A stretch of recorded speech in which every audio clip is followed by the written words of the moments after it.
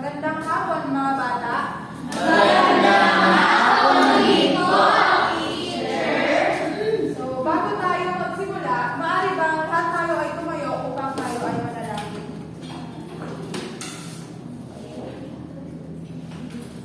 Maaari tungtunin sa klase.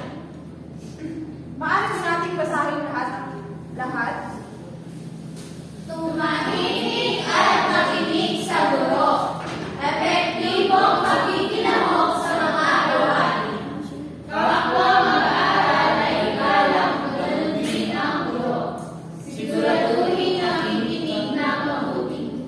Tumayawag sa sagot sa tanong.